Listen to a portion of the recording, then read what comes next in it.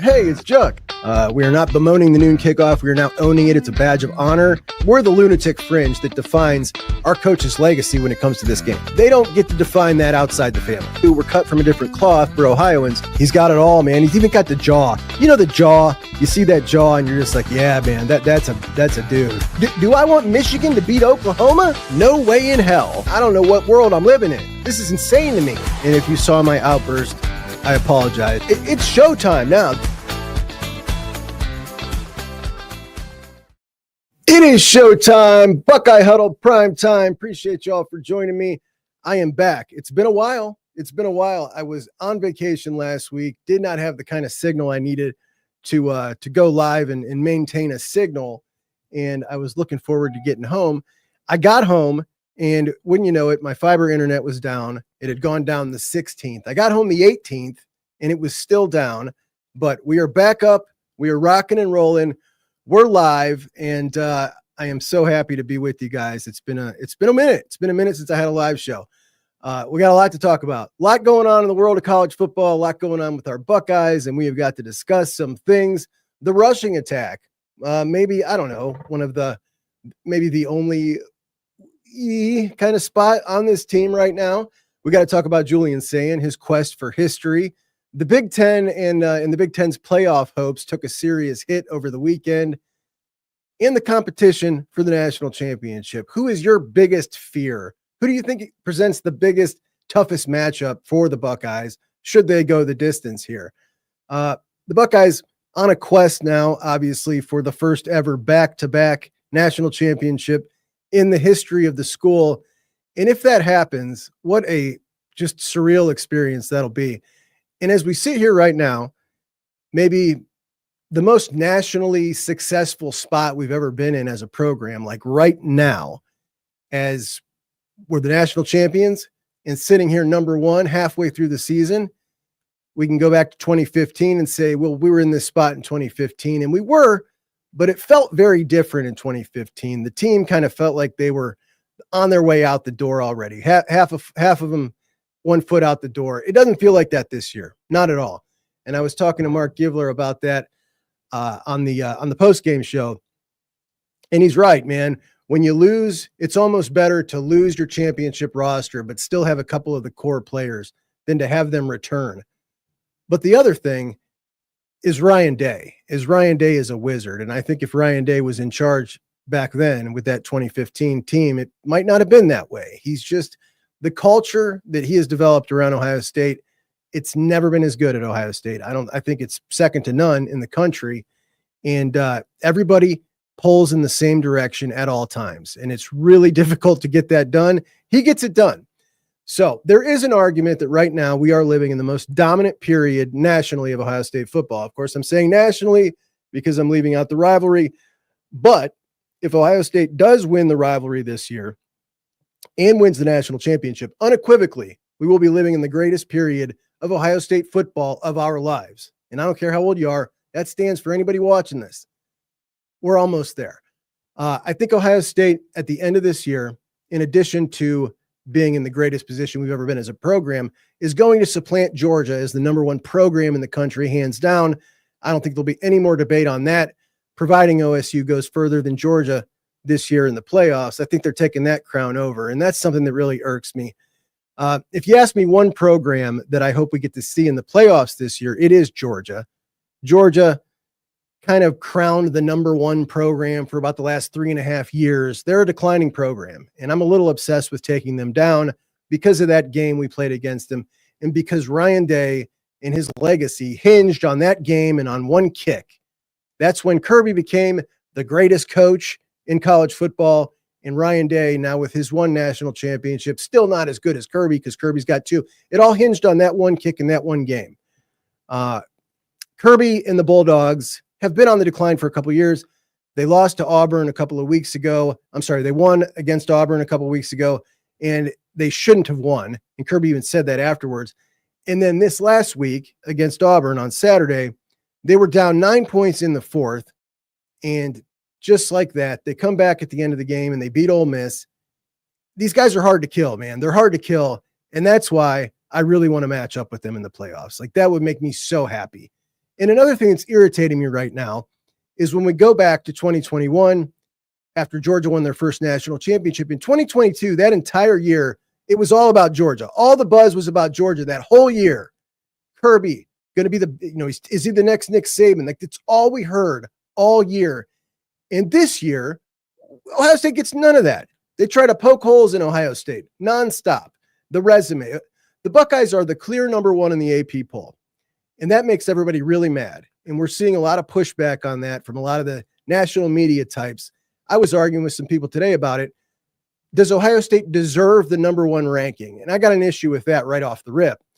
There is no deserving. It's not an award. It's not something you earn. It's an objective ranking. It's a take. And there's some people taking shots at Ohio State saying they don't have the resume, so they don't deserve to be number one. Well, this has never been a resume ranking.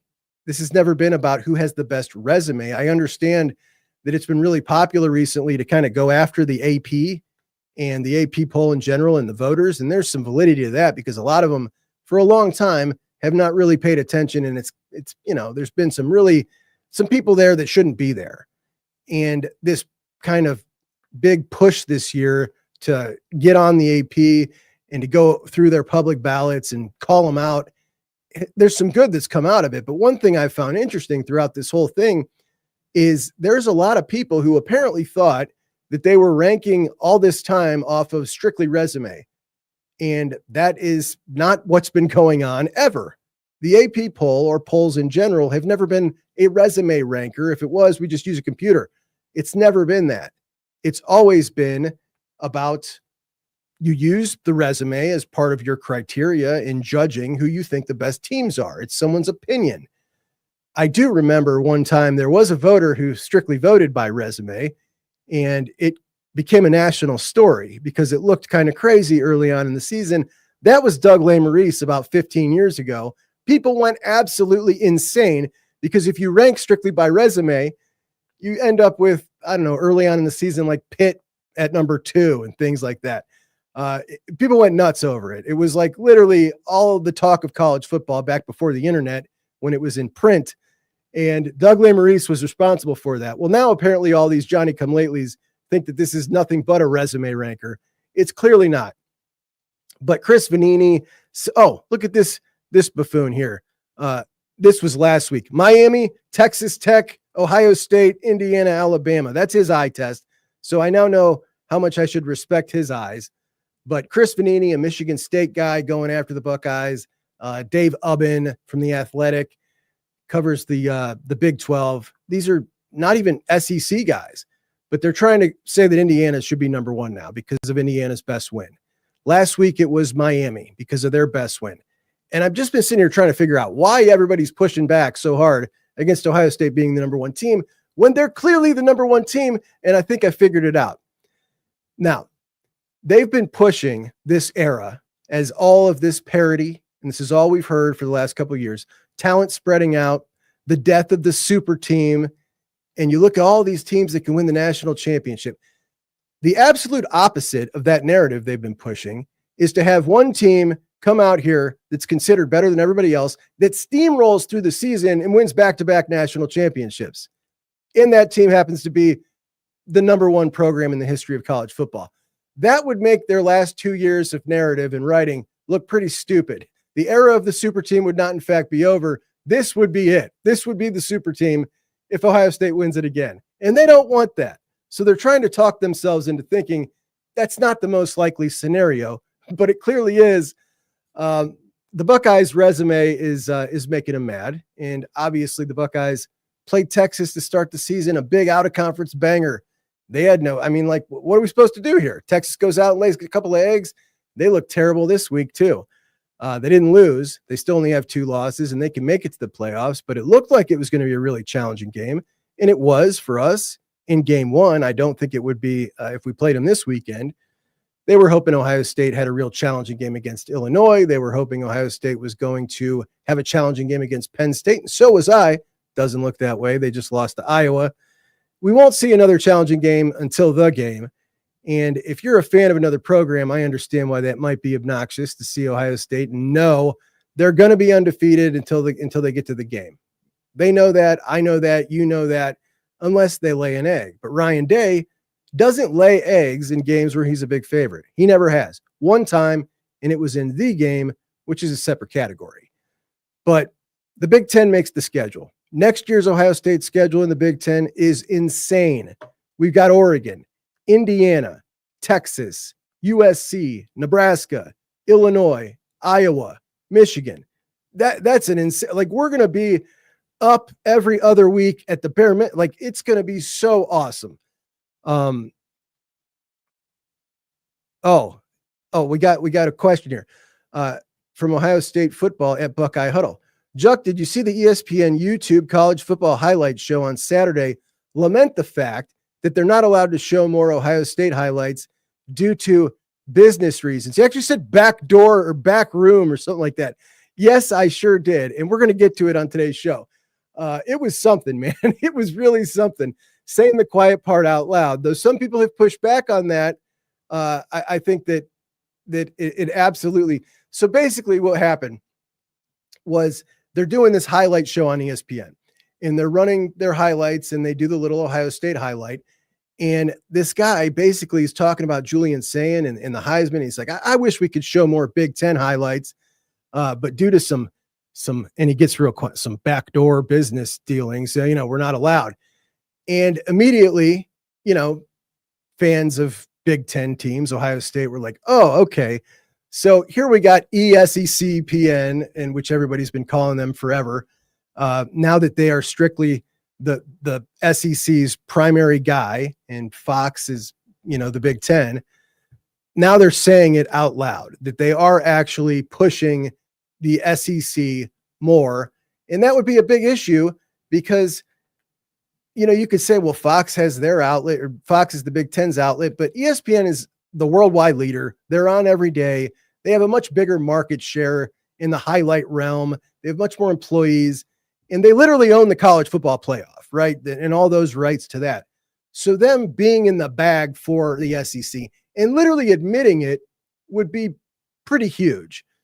Then you got all these other people pushing back saying they're clearly just talking about, or that gentleman was clearly just talking about the package that CBS, because CBS had the game, sent out for highlights. He was saying now that they don't have access to the Big Ten games, that they have to rely on the only thing they can show is what the other networks send them as a highlight package. So if we don't cover the game for our network, we got to rely on them to send us a little highlight package. And maybe it's not big enough. Maybe that's what he was saying. If that's what he was saying, I don't think he would have said backdoor business dealings. You know what I mean? So I think he said the quiet part out loud. I really do. And some could say, look, maybe there's not a problem with that. Maybe there's not, as long as everybody knows the deal. But the thing is, like you and I, people who pay attention to college football like this, we know the deal. We know that ESPN is pushing the SEC, and we know that Fox, who's Fox's biggest guy? Joel Klatt. He calls the SEC the other conference. You know what I mean? So, like, we know the deal. But my mom doesn't know the deal, and sometimes she'll watch Sports Center or she'll watch a college football program to see what's going on with college football. Not really, but you know what I mean? Like somebody's mom might, and they're going to be fooled into thinking the SEC is just so much better than everybody else because they're being unethical, in my opinion. It's kind of the same split that we saw about 25 years ago when you used to just watch the news and it would just be the news, and then you saw cable news, and then they realized it was better to pick a side and go with a side. And now you got to know, okay, well, that's what this news station said, but what's their angle? You know what I mean? Now you got to do it with sports stations. It's crazy. Anyway, now that I've gone off on that tangent, coming into this year, Ohio State's schedule was ranked 25th in the strength of schedule metrics, which pretty good. And now it's obviously not looking as good because Penn State imploded and Texas obviously did their thing. Illinois was probably supposed to be a little bit better, I would think most people thought, but I thought they were pretty good. The other thing is, when Ohio State's done beating these teams, they look a lot less good. Minnesota, for instance, looked like a rag doll against Ohio State, and they just potentially knocked Nebraska's playoff hopes out of the water. Nebraska, a lot of people thought might make the playoffs. They go up there on Friday night, and Minnesota beat the crap out of them. They sacked Raiola 9 times and looked like clearly the better team. And that's Minnesota team was, it was a warm-up for the Buckeyes. The Buckeyes made them look horrible. And I thought Nebraska would definitely win that game. Not so much. So Ohio State's strength of schedule right now is at 33rd in the country, which, by the way, that's right in the middle, right? 68 Power 4 teams. So that's an average schedule. And it's currently ranked higher or harder than a couple of SEC schools that might make the playoffs, like Ole Miss, like Missouri. But nobody's schedule gets scrutinized like the Buckeyes. And I understand why that feels terrible as a fan of another program, that you don't want to see Ohio State just run right to the playoffs and not get challenged. Everybody wants to see how good they really are. It's annoying. I want to see how good they really are. I want to see them play a team that's up there with them. Unfortunately, we're not going to see it for a little while, and we just got to watch them dust off the rest of the Big Ten. My honest opinion is that if you're someone who's really paying attention to college football, watching Ohio State, watching Alabama, watching these other programs, regardless of who Ohio State's played, if you've watched them and you've watched those other teams, and if you don't think Ohio State is the best team in the country right now, one of 3 things are going on. You are either bored of Ohio State being so good and you're being obtuse. You hate Ohio State or you're being obtuse. You are someone who just likes to rank off of resumes, which is fine with me if that's the way you go about it personally. That's not how the AP does it. Or you don't have a clue what you're looking at. It's one of those 3. Like if you watch Ohio State's defense and your thought is, let's see what happens when they play a real team, they'll score 40 on them, you're clueless. Same with the offense. If you watch that offense and you watch Julian Sayin throw these indefensible balls for just first down, Carnell Tate, reaching on the sideline.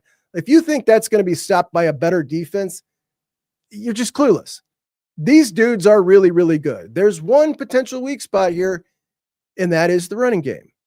And we saw the RPO game really clicking last week.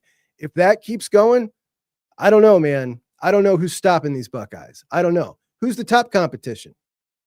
We're, at the halfway mark now. Things are starting to shape up. We just saw Miami go down. Boy, that was delightful. I was on the airplane, and it was probably 6 minutes left in the game before the plane got too high and my signal cut out. So I had to wait till the plane landed. Well, it was almost landed, and my phone starts binging with text messages from my son and my brother that Miami went down. And they were telling me, turn it on and wait till you see the last play, which of course I did. And I saw Carson Beck's final pick, which was his 4th, which was actually his 5th, because the one got overturned with that garbage roughing the passer call, which that makes me so mad.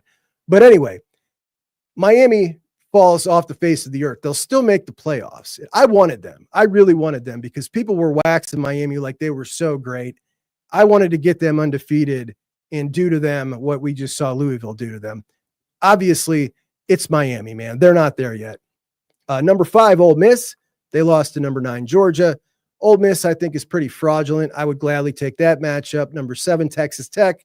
They lost to Arizona State. They weren't beating Ohio State in a playoff. Number 10, LSU. They lost to Vanderbilt, and that's hilarious as that is LSU's 2nd loss. Brian Kelly going to miss the playoffs. He's still got to play Bama and Texas A&M. He's not getting there, and I hate that guy. I hate him. So going to be fun to watch the LSU fans freak out as he is not making the playoffs again. We also got to see USC, my 2nd most hated program in the country, get absolutely physically mutilated by Notre Dame. The score was a lot closer than it was. Notre Dame ran for 1,000,000 yards on them in the rain. I mean, that was a fun game to watch, really. Lincoln Riley and his soft little Trojans are still soft. And then we saw the Texas game. Texas wins this game that they actually lost. Like, they lost by every statistical metric and somehow won this game in overtime.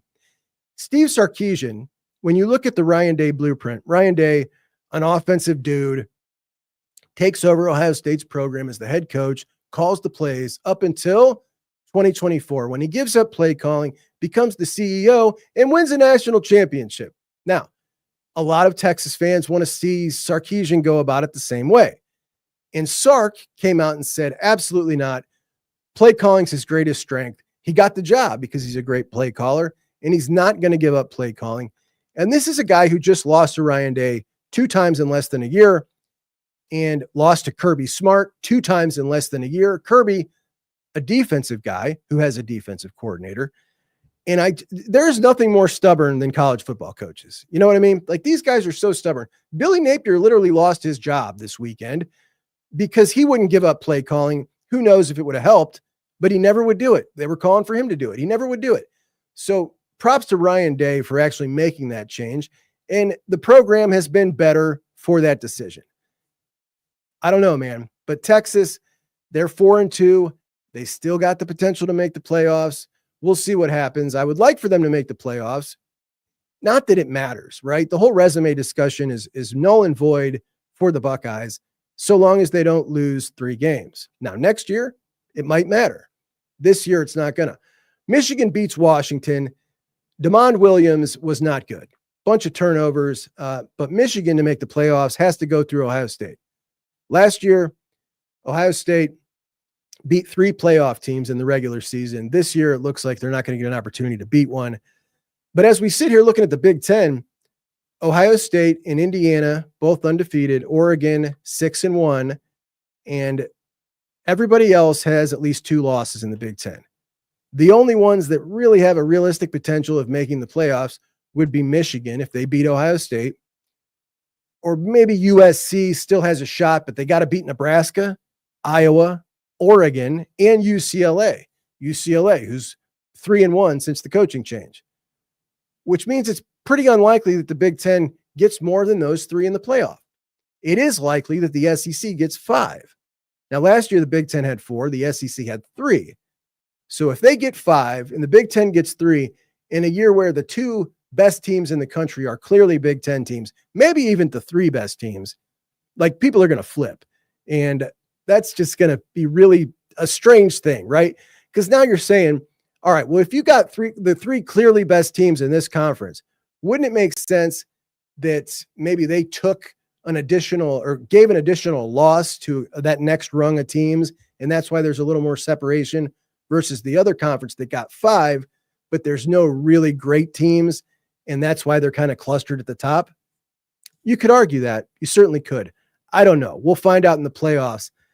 I think Ohio State steamrolls every one of those SEC teams. And Alabama, I think, would be the toughest match. And if we look at the odds right now, that's how those are shaping out. So last week, Ohio State was plus 410.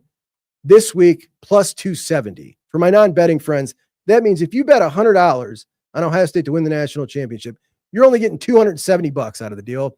That's a terrible bet. I wouldn't even make that bet, and I think the Buckeyes are going to win the national championship. The payout's just not good enough for the risk.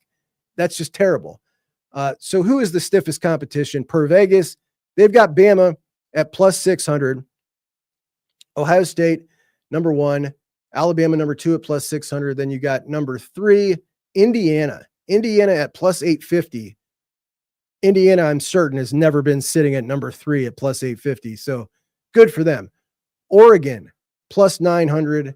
Texas A&M, plus 1,000, Georgia 1,100, Notre Dame 1,200, and then it drops off a cliff. So that's the top competition. Oregon, Texas A&M, Georgia, Notre Dame, Alabama, Indiana. Which one of those teams do you think presents a matchup that would frighten you? I could tell you right off the rip, 3 of those teams that I'm not frightened by at all. Texas A&M, they came up and beat Notre Dame, but I'm not buying it. I don't think they got a good shot at Ohio State. Notre Dame themselves, I don't see it. Georgia, I don't see them either. Oregon, Indiana, and Alabama. Those 3 right there, those are matchups that I would be, all right, I'm really concerned about this matchup. This could go one way or the other, though I trust the Buckeyes to get it done. But it's those 3 for me: Alabama, Indiana, Oregon. Let me know in the comments, who is the matchup you fear the most? Who do you think presents the most problems for the Buckeyes? And let's all please like the show if we could, and make sure to subscribe to Buckeye Huddle. You could even join us over at buckeyehuddle.com. That'd be fantastic. Julian Sayin, after that Wisconsin game, guys, my gosh, Julian has had some criticisms, right? Had some criticisms as a quarterback. he doesn't push the ball down the field enough, and maybe he's a little hesitant, relies on his checkdowns too much. That's one criticism we've heard. 6 passes over 20 yards against Wisconsin. That is the most he's had in one game all year. And just 2 weeks ago, they were saying all around the internet that he wasn't good at throwing the deep ball. That was a narrative that started by the college football nerdios. The college football nerdios, they didn't really say that. I don't want to put words in their mouth that aren't accurate. They said he got an incomplete grade. But then, in addition to saying he got an incomplete grade, they went on to go through each one of his deep balls and criticize them as if to say, if there were more of these, we would give him a bad grade, which is basically that's the gist they were putting out there. One of the things they were criticizing him about was the air under the ball. He's got to put so much air under the ball, trying to insinuate he has a weak arm, so he's launching it up really, really high. And you know, and I know that that's how Ryan Day instructs his quarterbacks to throw those balls, because he believes it's to their best advantage with their wide receiver advantage to have the ball coming down at that trajectory and let them go up and make a play. You can get a PI or they're going to make the catch. So we know that. Now, the first attempt against Wisconsin that was over 20 yards was that absolute beautiful ball that he threw to Carnell Tate down the seam.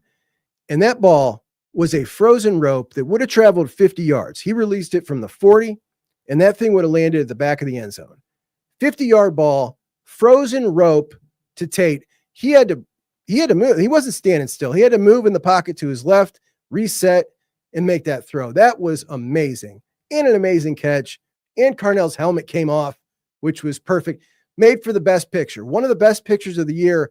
Tom Orr over at Buckeye Huddle. Go check out the photo gallery. That picture of Carnell with his helmet off, looking at the dude. He's just mugging the dude that ripped his helmet off. It's awesome. It is so awesome.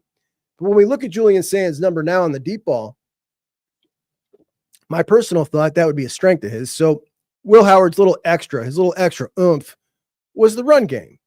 And he didn't run it a ton. He only ended up, he ran it less than 4 times a game last year.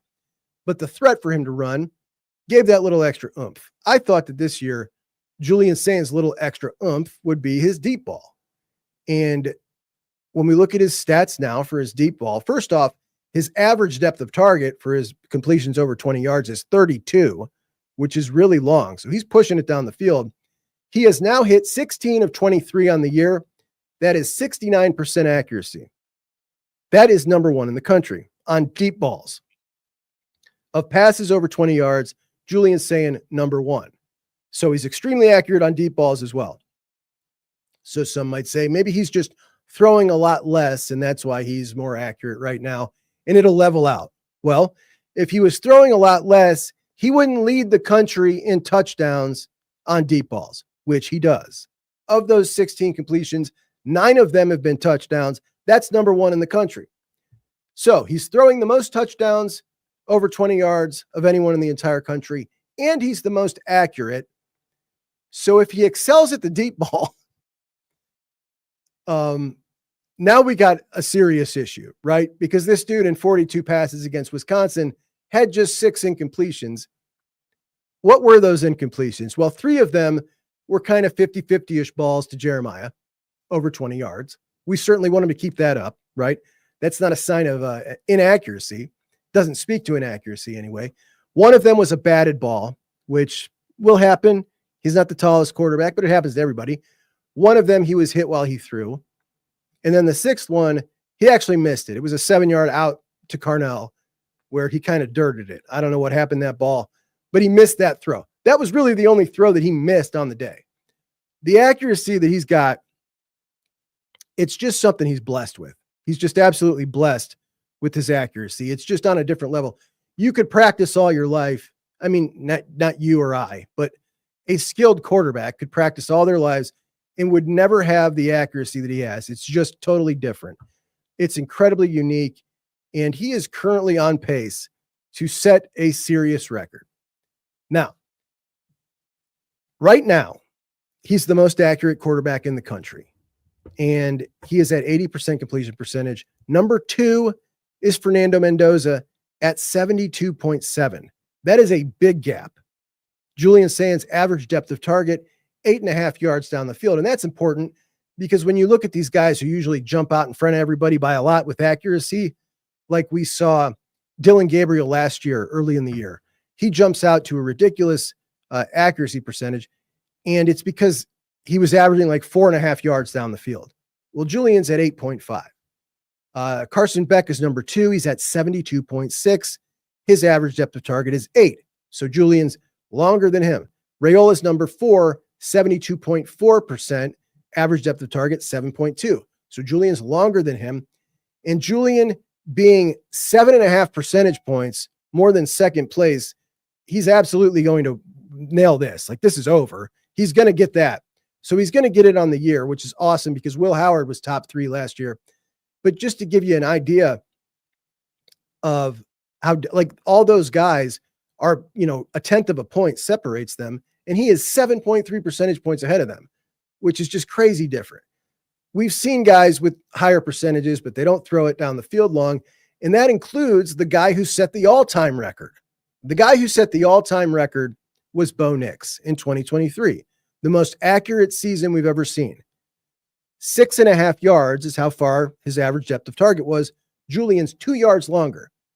But what was Bo Nix's number with the all-time record? 77.4%. 77.4. Julian currently at 80%. He is on pace right now to be the most accurate quarterback in the history of college football.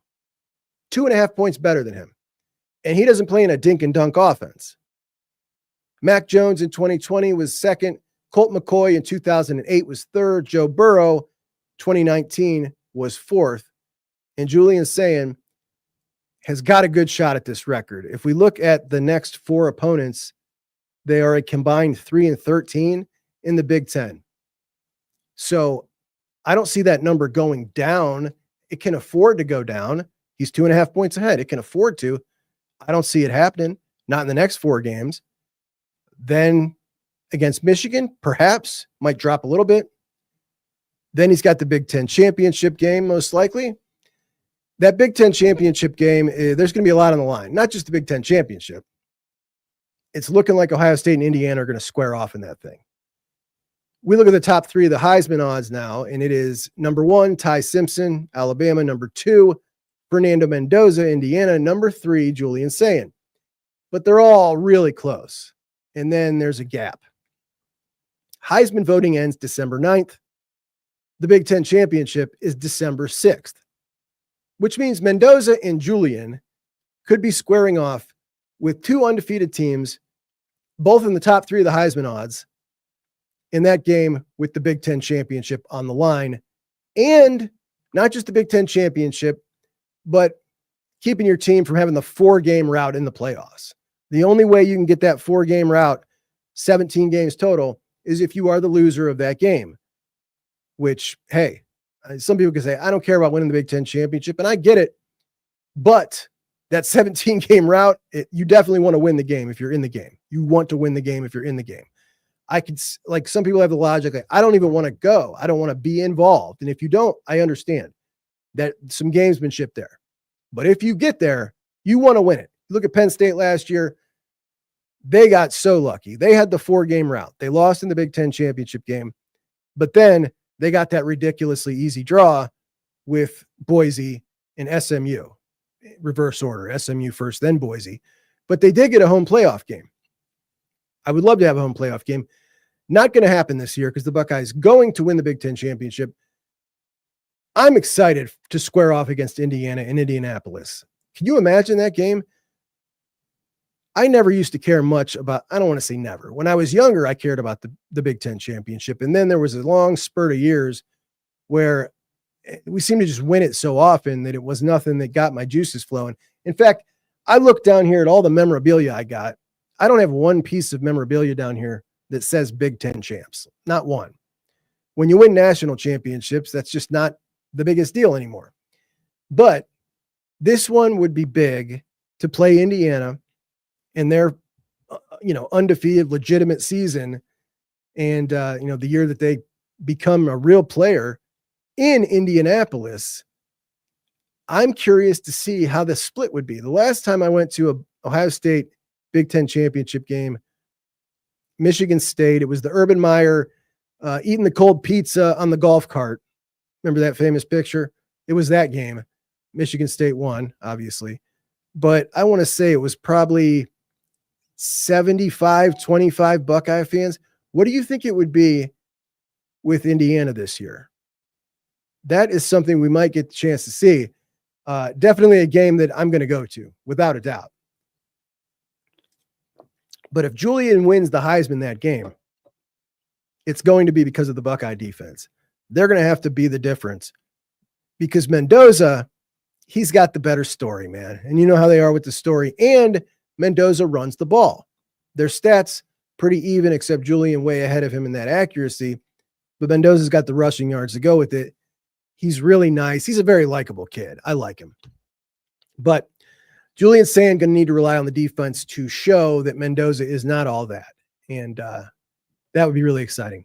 But the passing game, the RPOs, they looked really good. Remember, they weren't live. They did not seem to be live in previous games. Against Wisconsin, they were live.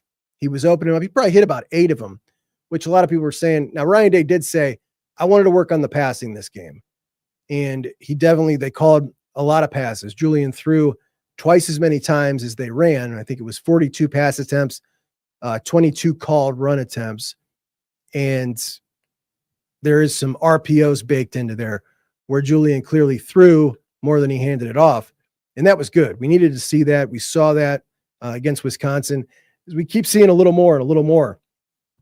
I think the biggest thing we saw that I loved against Wisconsin was less of the 13 and 14 personnel. It was so bad against Illinois because they implemented, it's just so clunky in the run game. I don't know why they screwed around so long with it, but it feels like now they're saying, okay, because in the press conference on Tuesday last week, Ryan Day said, there's some things now that we've had a lot of, we're halfway through. We've learned a lot. There are some things we need to do better.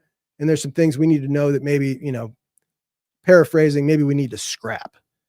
And they were running a ton of 13 and 14 personnel. The very next game, Wisconsin, they run quite a bit less out of those sets. Does that mean we can look forward to seeing it look a little more like that moving forward? I hope so. I sure hope so, man. It was just not working the way they intended or the way they envisioned or the way it's coming out in practice was not looking that same way on the field. But the running game was not great. And the running game been kind of hit or miss this year altogether. 27 carries, 101 yards, 3.7 yards a carry on the day. Curious to see tomorrow what Ryan Day has to say at the press conference, which I'm not even going to go to tomorrow. It's only going to be 10 minutes. It's going to be a real quick press conference tomorrow because it's the off week. So, Johnny Ohio 583. Let me get to some of your comments here, and then I'm going to get into the run game. We do got a super chat to get to as well. Johnny Ohio says, Buckeye Scoop blocked me, pretty sure, for being critical of the run game. You won't get that here, my man. You won't get that here. We don't do feelings around here on Buckeye Huddle Primetime. Noel, the God of Buckeyes, thank you so much for the super chat. I.O., brother. Appreciate you.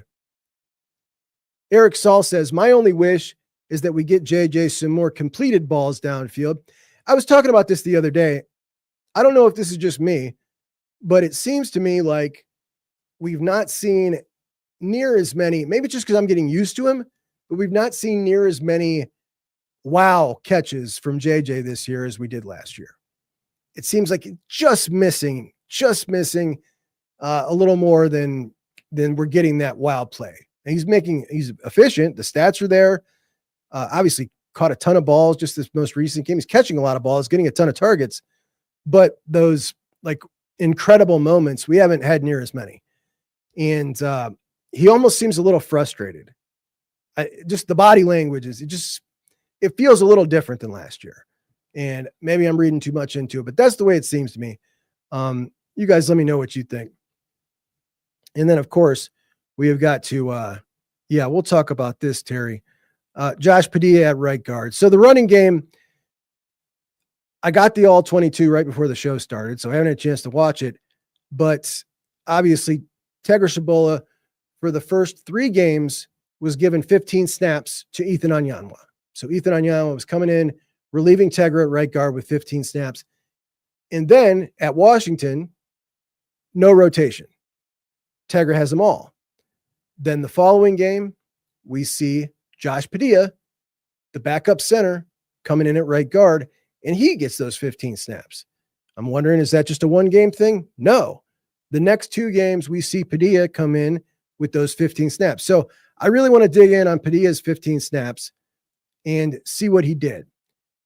I can just say it looked better when he was in there, the running game.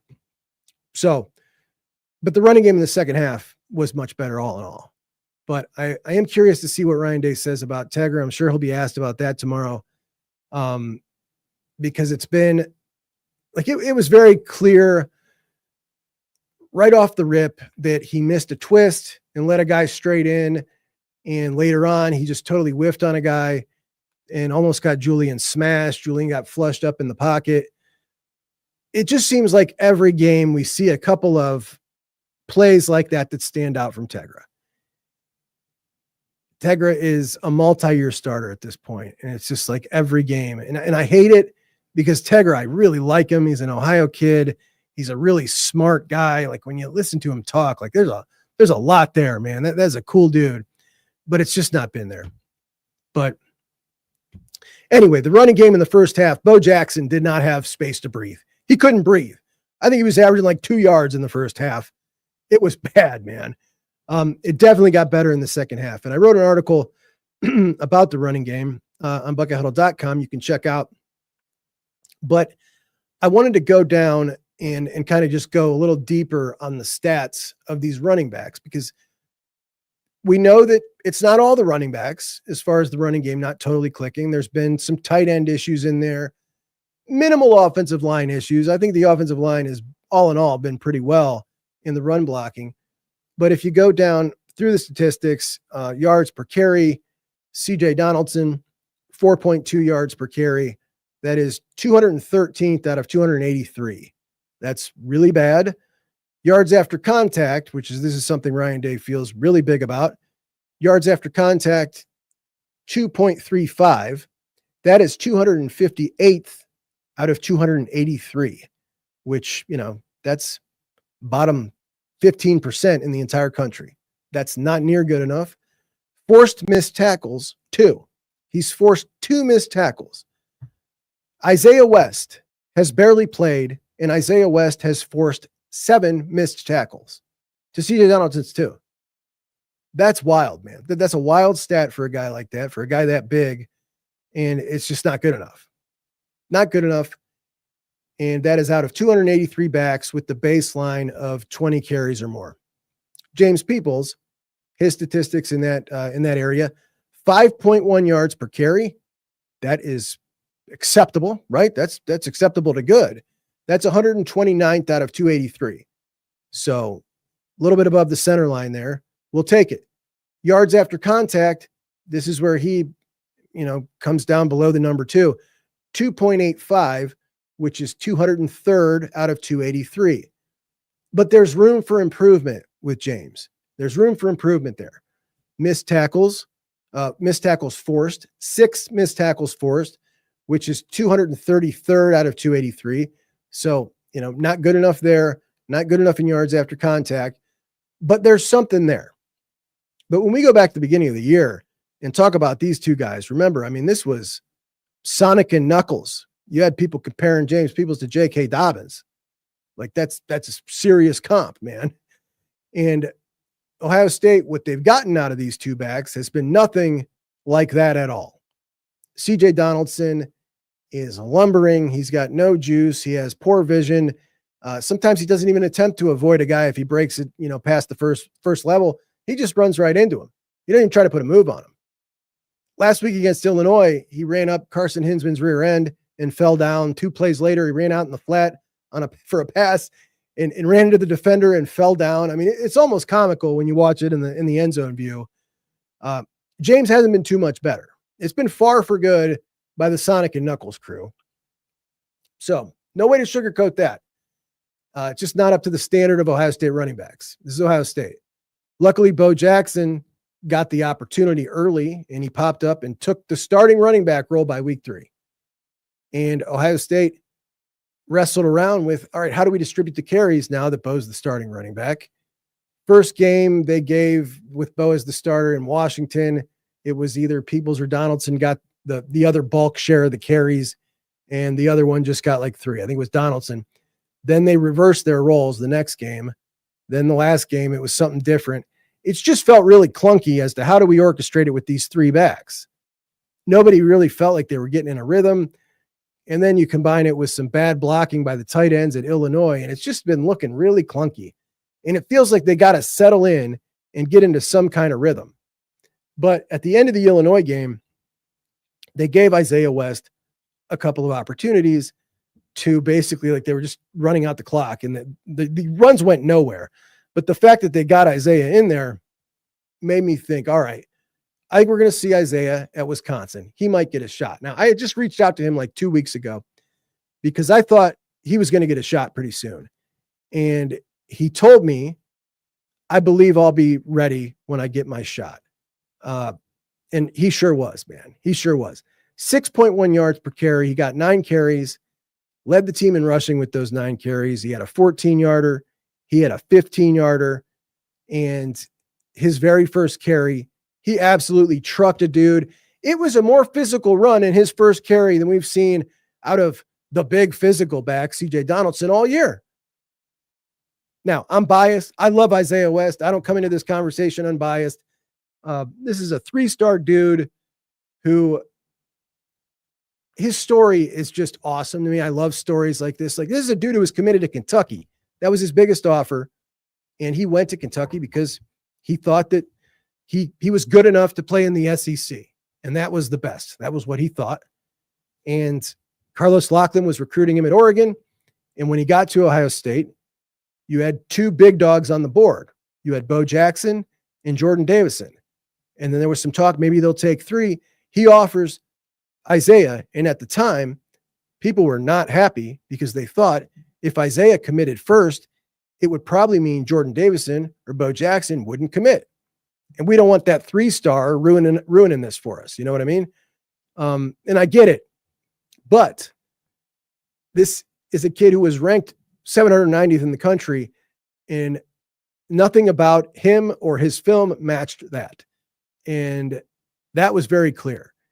And when I asked him about that ranking, if it bothered him, he said, the people who needed to find me found me. And I just love that answer. He's one of the most mature 17-year-olds I've ever talked to. That was about a year ago. The talent, undeniable. And I thought that him and Bo, neck and neck, but I would give Bo the nod because Bo has the breakaway speed.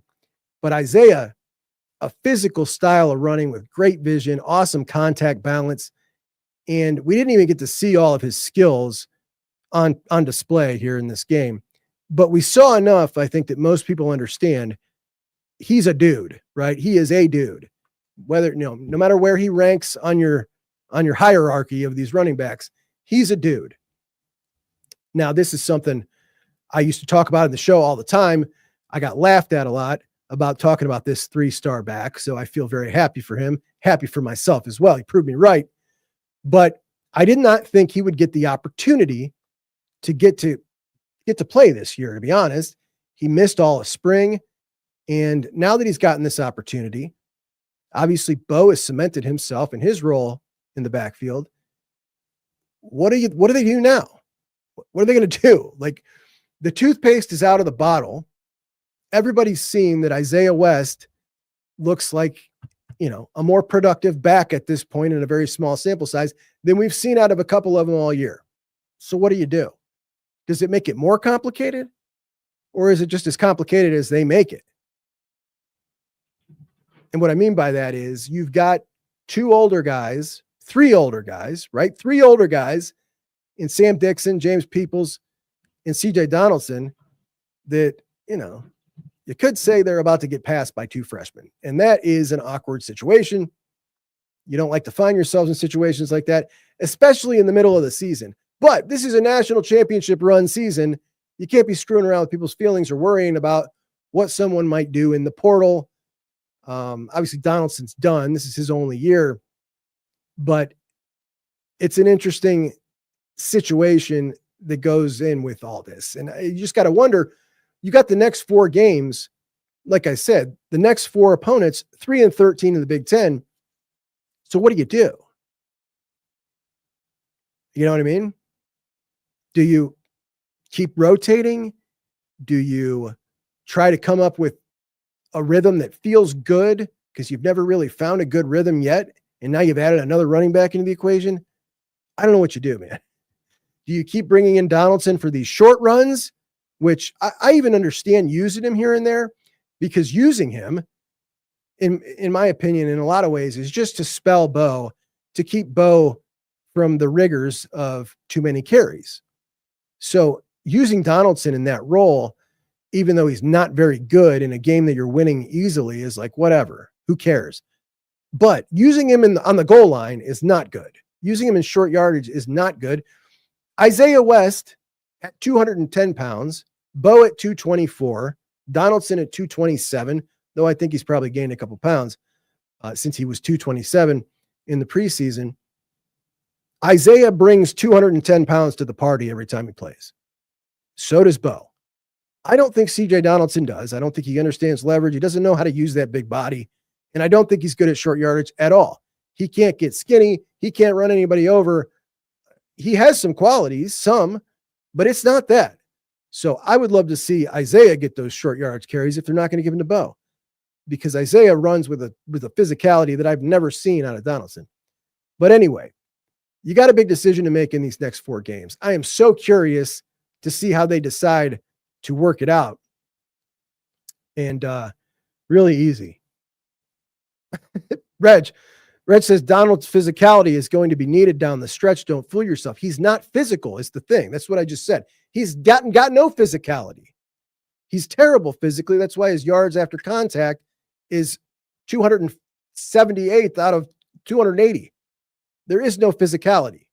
He's nothing but a, spell Bo for a carry type of dude.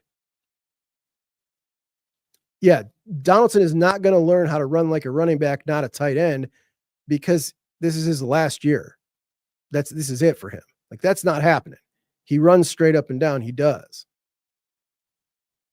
So I don't know what it is, man. I don't know what the answer is, but if it was me, it's Bo and Isaiah, and I'm done playing around with all the 3 running backs. Just give the freshmen the run here and get them ready for the playoffs. You got 4 games before the game and the Big Ten championship, and hopefully a 3-game playoff run. 5 huge games to wrap up the season. You got a 4-game prep for 5 huge games to make your run. That's what I would do. I don't know what's going to happen, but I'm very curious to see what happens. Anyway, I'm going to wrap with you guys a couple. Brandingo says, Juck, I've got that same polo. I got it on sale for $12 at American Eagle, I believe. Amazing deal. I did too. That's why I never would have bought it at regular price, because, look, let's be honest. It's not a great looking shirt. In fact, my wife made fun of me today when I just put it on to wear it down here for the show. It's not a great looking shirt. Like I said, there's not many opportunities to wear it. We'll put it that way. It's not something you would wear a lot.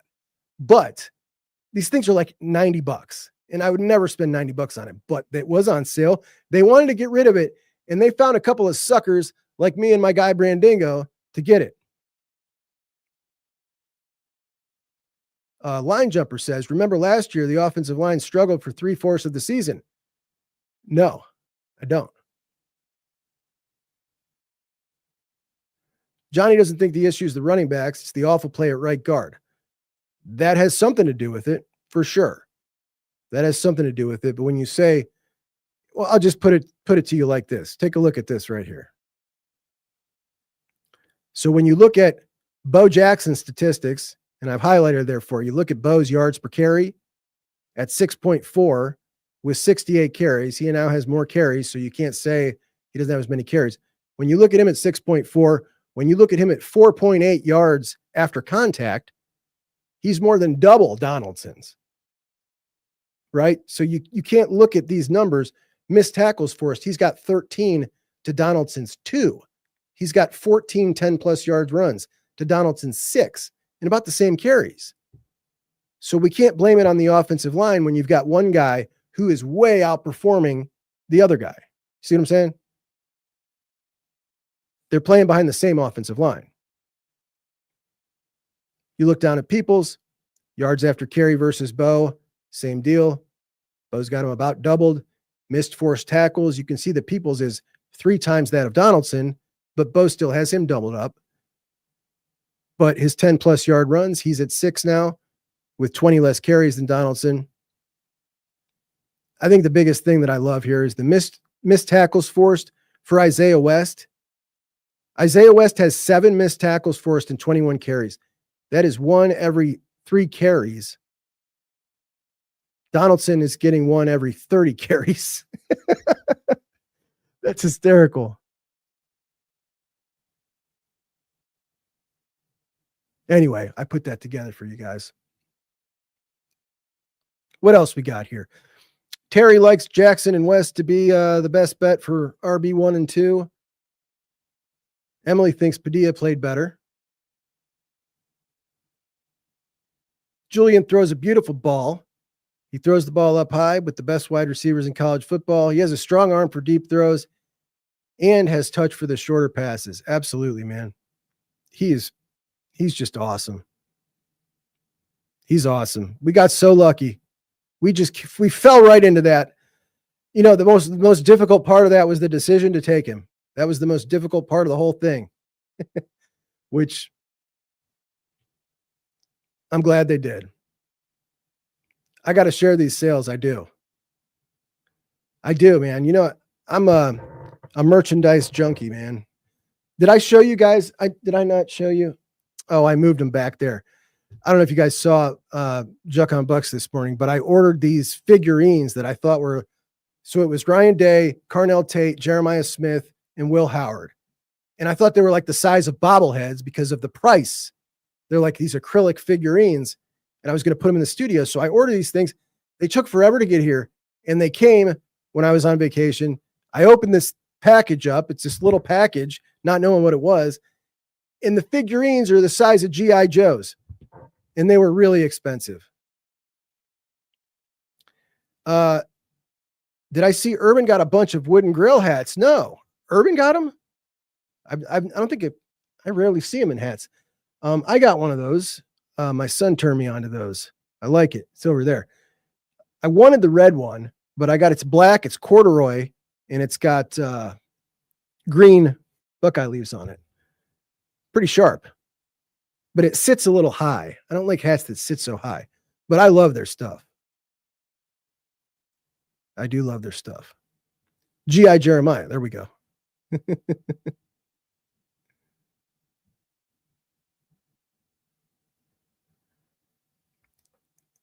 Bart says, B-Star says, you can blame it on the O-line. Who blocks? The running back? Stop it. Okay. If 2 running backs have the same amount of carries and one of them is doing twice as good behind the same O-line, who's the problem? The O-line or the running back? It's very simple, bud. Very simple.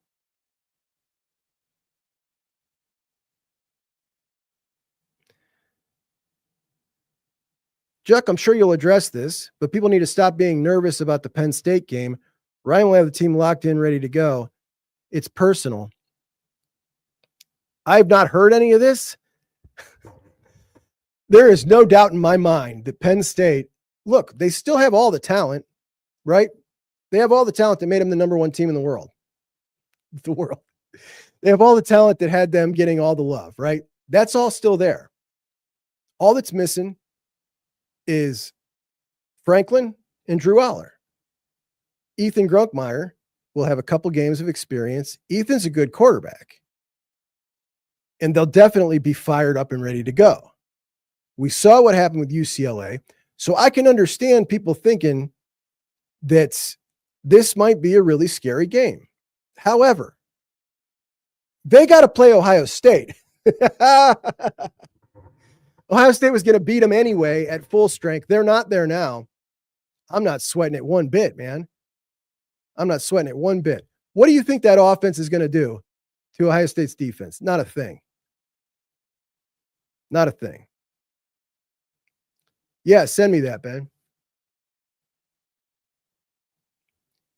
BC says Penn State gets more scary only because it's getting more and more embarrassing to lose to them. It would be embarrassing to lose to them. But no, I'm with you with the vendetta. It's there. Never forget, Ryan Day really called Knowles out and said, I understand, your career and stuff, but it's also about your name. You only get one name. Meaning to say you've soiled your name, pal. You soiled your name. Ryan does not like him. So anyway, friends, big show tonight.